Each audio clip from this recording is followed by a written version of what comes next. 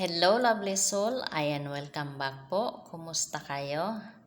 Ang video po for today is about sa role ng mga angel sa buhay natin.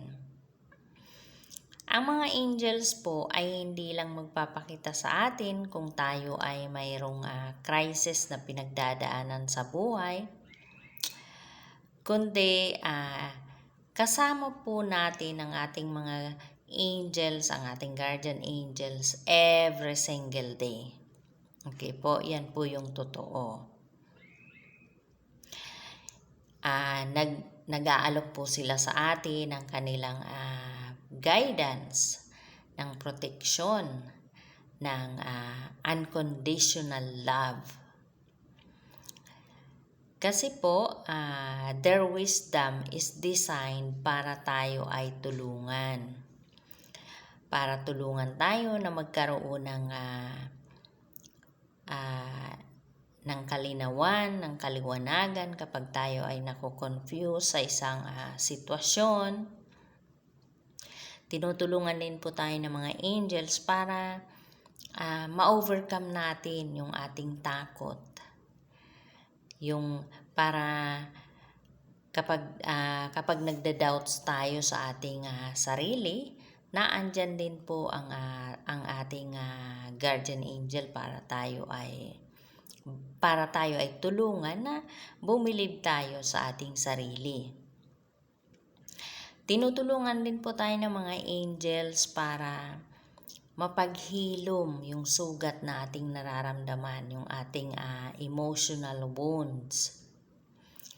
Tinutulungan din po tayo ng mga angels para maging maayos yung relationship natin sa ating pamilya, sa ating kapwa. Tinutulungan din po tayo ng mga angels para matupad natin yung ating goals, yung ating mga pangarap. So, lahat po ng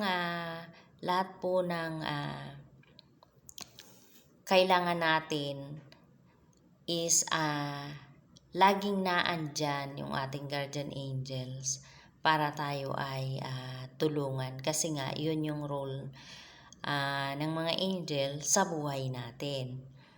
Kaya lang po, lovely soul,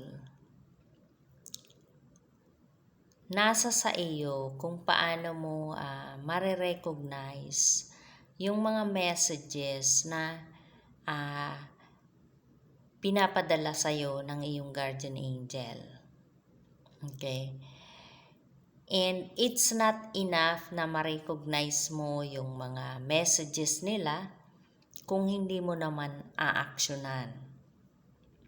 So, kailangan po kapag na-recognize mo kung ano yung message ng iyong guardian angel is kailangan aksyonan mo.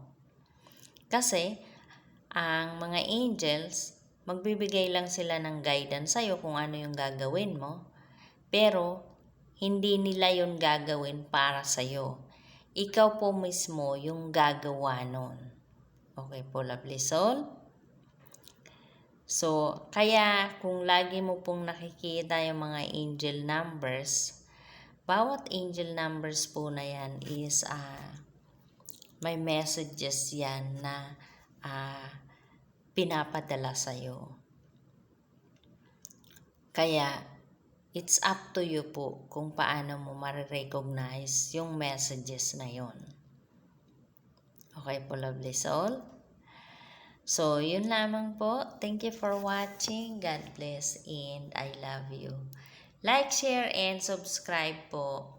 And doon po sa gusto akong makausap ng direkta, pwede nyo po akong kontakin sa aking messenger, Binosa P. Mierna, or sa aking FB page, Divine Love 889. Okay po? So, yun lang po. God bless and I love you.